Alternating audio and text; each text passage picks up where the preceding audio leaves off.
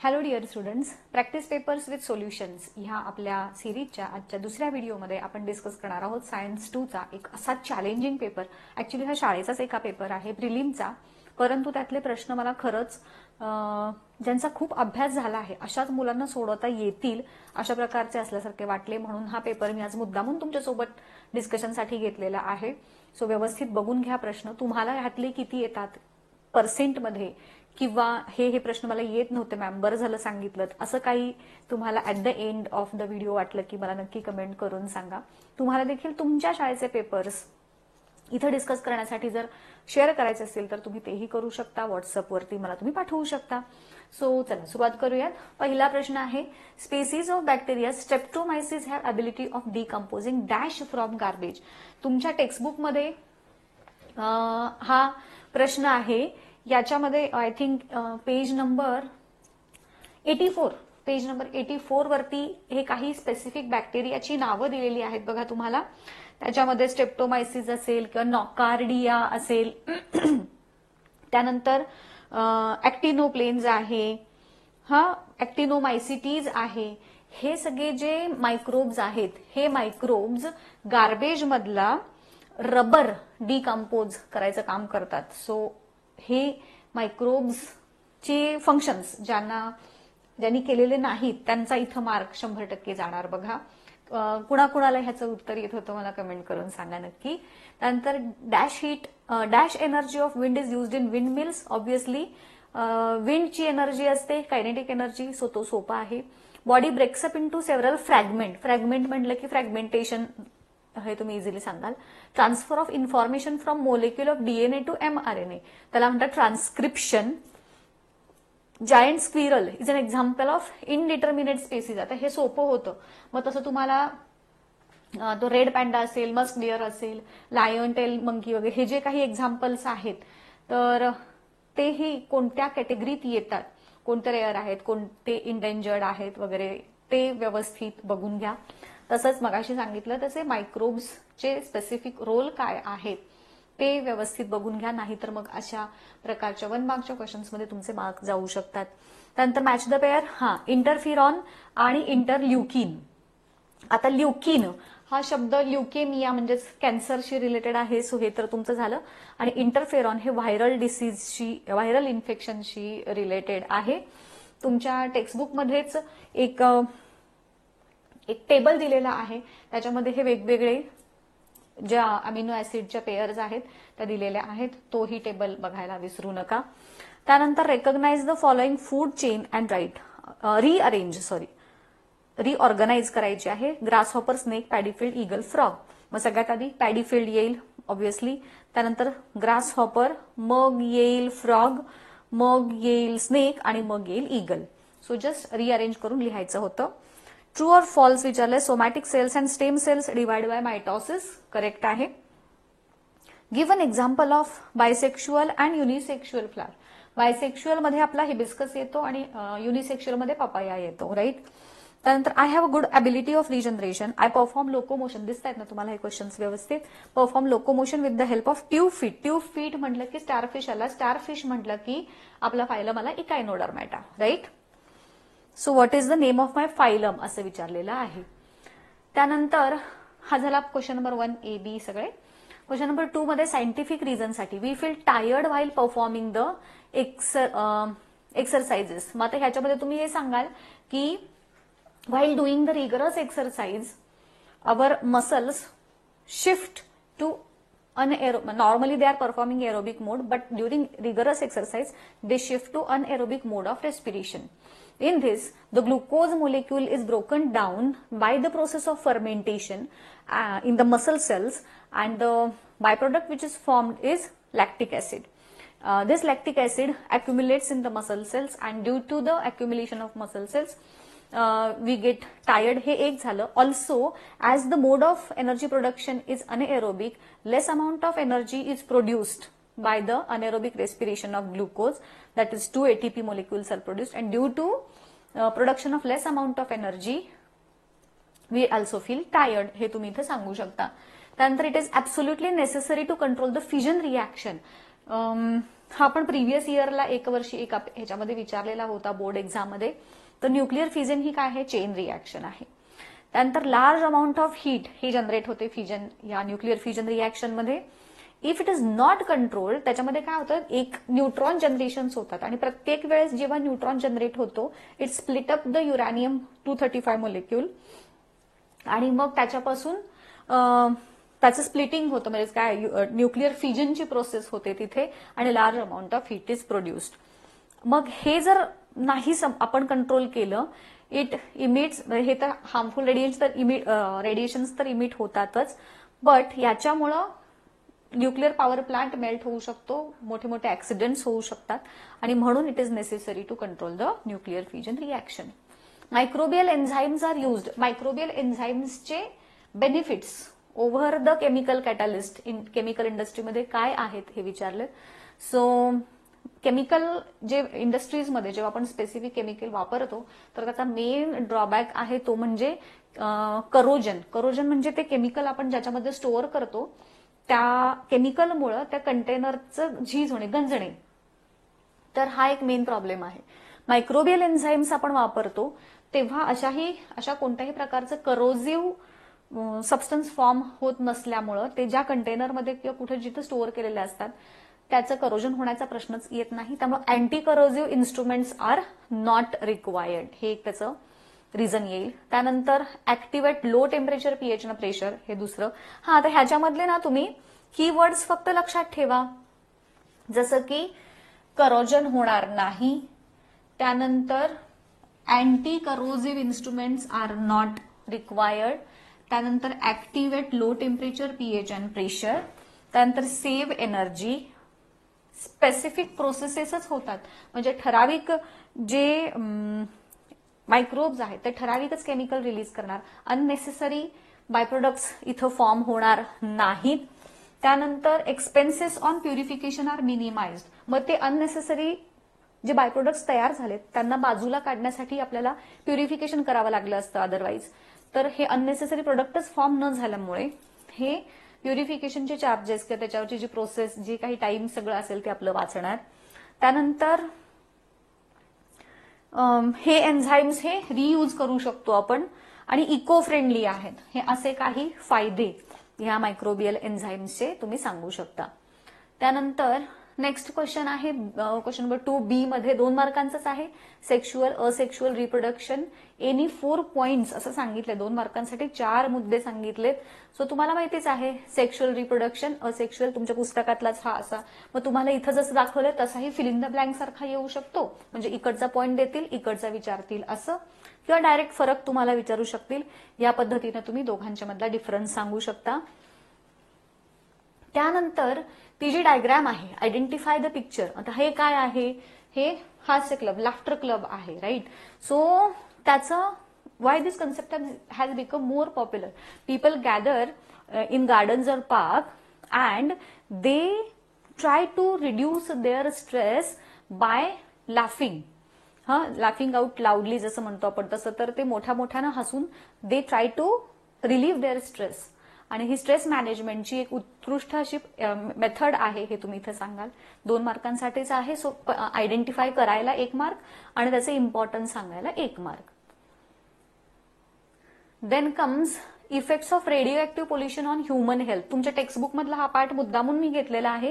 ह्यातला फक्त एवढाच part I think ह्या किंवा त्याच्या आदल्या वर्षीच्या पेपरमध्ये बोर्ड एक्झाम मध्ये पण विचारलेला होता बघा. सो टिश्यूज गेट डिस्ट्रॉइड, त्यानंतर जेनेटिक चेंजेस होतात आणि व्हिजन इज ऍडव्हर्सली अफेक्ट. हे तुमच्या टेक्स्टबुक मधले हे इफेक्ट तुम्हाला लिहायचे आहेत. तसंच याच्यावरती तुम्हाला हे चर्नोबिल, विंड स्केल, 3 माइल आयलँड ह्याचे एक्झाम्पल्स विचारू शकतात. रेडिओ ऍक्टिव्ह पोल्युशन झालेले मोठे मिसहॅप्स कोणते आहेत. तर हे झाले रेडिओ ऍक्टिव्ह पोल्युशन. त्यानंतर निडोब्लास्ट बिअरिंग टेंटॅकल्स. निडोब्लास्ट म्हटलं की निडारिया आलं, हे तर कन्फर्म झालं. हायड्राच्या माउथ भोवती असतं. तर त्या function of this tentacles and cnidoblast. Sir tentacles these are the sensory organs sensory आहेत which help to recognise or identify the presence of either prey or predator. दोघांचंही प्रेझेन्स आयडेंटिफाय करण्यासाठी ह्या sensory टेंटॅकलचा उपयोग होतो हे सांगाल. And these sensory tentacles bear cnidoblast. These cnidoblast are use to capture the prey. त्याच्यामध्ये असे they help to release some toxic material on the prey or the predator also, and mostly they are used to capture the prey. So हे त्या निडोब्लास्टचा उपयोग तुम्ही सांगाल. What is mean by bioremediation? 2 plants सांगायचे आहेत which are used in phytoremediation. So bioremediation म्हणजे absorption or destruction of toxic chemicals and harmful pollutants with the help of either plants or microbes. जेव्हा plant use केले जातात तेव्हा त्याला फायटोरिमेडिएशन म्हणतात. हे ऍक्च्युली माझ्या नोट्स मधला पार्ट आहे. आता इथे एक्झाम्पल्स दिलेली आहेत बघा. सो सुडोमोनास बॅक्टेरिया आहेत. मी इथे स्पेसिफिकली बॅक्टेरियाचं पण आहे आणि प्लांटचं पण आहे. इथे तुम्हाला प्लांटचं विचारलंय, तुम्ही हे प्लांटचं सांगाल, पण त्याच्या बरोबरीनच बॅक्टेरियाचं पण येऊ शकतं. सो हा पण पार्ट मी इथं जस्ट तुम्हाला दाखवण्यासाठी इन्क्लूड केलेला आहे. तर सुडोमोनास बॅक्टेरिया काय करतं? ऑइल स्पिल्स क्लिअर करतं. फर्न आहे टेरिस व्हायटाटा, सॉइल मधला आर्सेनिक ऍब्झॉर्ब करतं. जीएम मस्टार्ड हे सेलेनियम ऍब्झॉर्ब करतं. Sunflower absorb uranium and arsenic. त्यानंतर हा एक बॅक्टेरिया आहे डायनोकोकस रेडिओड्युरॅन्स, हे radiations from radio active debris करतं ऍब्झॉर्ब. आणि अल्फाल्फा, क्लोवर, रे हे जे ग्रासेस आहेत ते फायटोरिमेडिएशनसाठी वापरले जातात. सो या पद्धतीनं बायोरिमेडिएशन वरती पण तुम्हाला विचारलं जाऊ शकतं. त्यानंतर 3 मार्कांचे क्वेश्चन. स्पोर प्रोडक्शन आहे. Identify and state the type of asexual reproduction. Spore production obviously आहे. How new fungal colonies are formed. आता ह्याच्यामध्ये काय सांगणार? The spores are present in the sporangium. when the spores mature the sporangium burst out and the spores are released outside. The spores when fall on either moist surface, कोणत्याही moist surface वरती जेव्हा ते पडतात, then ते germinate there and form new fungal colonies. हे तुम्ही तिथं सांगाल. त्यानंतर complete the following table. Yes, आता इथं फ्युएल सोर्स, एनर्जी आणि name of the power plant. आता थर्मल पॉवर प्लांट आहे. एनर्जी आता इथली कुठली झाली? ह्याची थर्मल एनर्जी ऑब्व्हियसली. आणि फ्युएल सोर्स आहे आपला कोल, बरोबर. थर्मल पॉवर प्लांट मध्ये कोल यूज करतो. त्यानंतर वॉटर रिझर्वायर फ्युएल सोर्स आहे. एनर्जी स्टोर्ड वॉटर, डॅम मधलं स्टोर्ड वॉटर जर म्हटलं तर पोटेन्शियल एनर्जी, आणि फ्लोईंग म्हटलं तर कायनेटिक एनर्जी. त्यानंतर power plant, hydro electric power plant. Nuclear energy आहे. फ्युएल आहे युरॅनियम किंवा प्लुटोनियम असं दिलेले आहेत ना तुमच्या पुस्तकात ती नावं फ्युएलचं सोर्स. आणि name of the power plant nuclear power plant. त्यानंतर मॅमालियाचे कॅरेक्टर्स ऑफ मॅमालिया. मॅमरी ग्लँड आहेत, हे कंपल्सरी लिहायचं. वार्म ब्लडेड आहेत.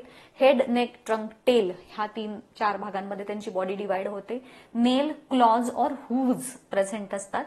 आणि हेअर ऑर फर हे त्यांचं एक्झोस्केलेटन असतं. सो हे कंपल्सरी, हे सगळेच्या सगळे कॅरेक्टर तुम्ही मॅमल्सचे सांगणार आहात. त्यानंतर full form of following: ATP, adenosine triphosphate, nicotinamide adenine dinucleotide, फक्त एवढंच लिहायचं. आणि फ्लॅविन ॲडेनिन डायन्यूक्लियोटाइड. झॅन्थन गमचे युजेस, हा आपण प्रिव्हियस इयरला 1 वर्षी विचारलेला प्रश्न आहे. झॅन्थन गमचे युजेस तुम्ही असे लिहू शकता: impart thickness, production of textile pigment, high quality paper, toothpaste, weedicide आणि फर्टिलायझर्स. हे एकाच ओळीमध्ये त्या झॅन्थन गमच्या तिथे दिलेले आहेत. ते तुम्ही अशा पद्धतीनं विचारले जाऊ शकतात. सो तो पार्ट एकदा व्यवस्थित बघून घ्या. त्यानंतर what is meant by sacred groves. Sacred groves are the forest which are conserved by the name of god. त्यानंतर when is the world biodiversity day? 22 May आहे बायोडायव्हर्सिटी डे. हा, आणि what do you learn from the story of Jadav Molai Payeng? तर हे आहे, हे महत्वाचं आहे, हे बघून घ्या. He single handedly transformed a barren land into forest. Positive attitude, affection towards nature, hard work. त्याच्यामुळे त्यानं काय केलं?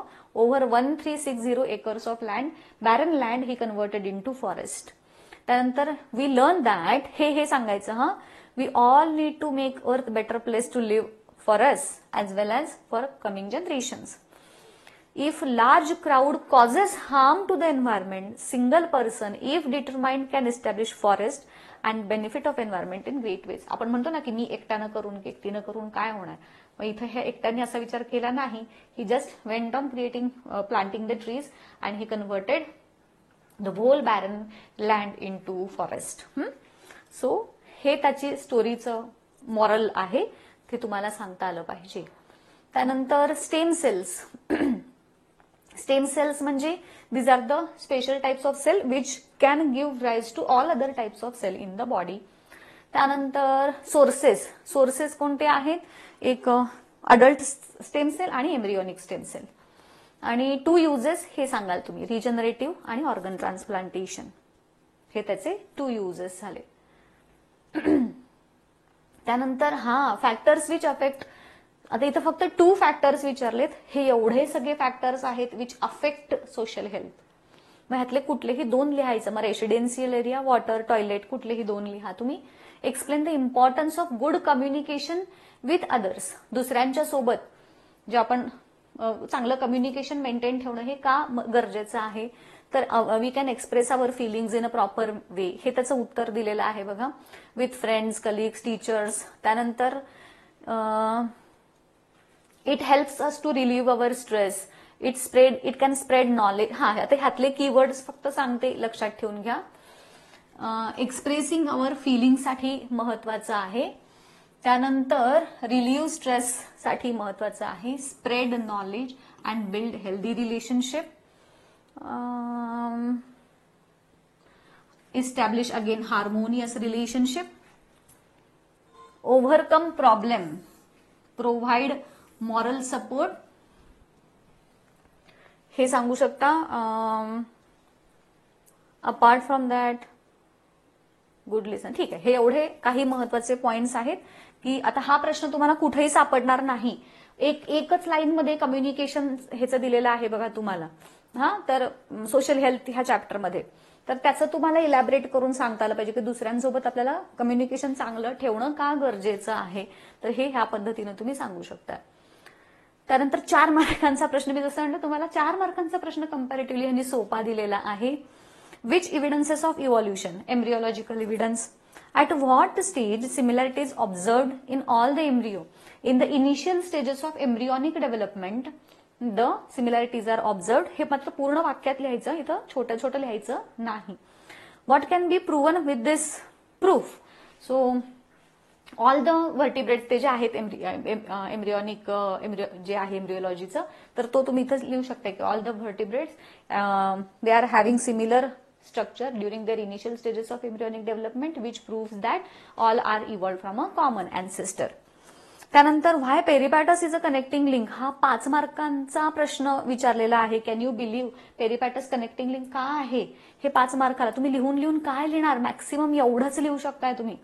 सो पहिल्यांदा मग तिथे तुम्ही एक सांगू शकता, एक ऍडिशन अशी करू शकता की कनेक्टिंग लिंक कशाला म्हणायचं.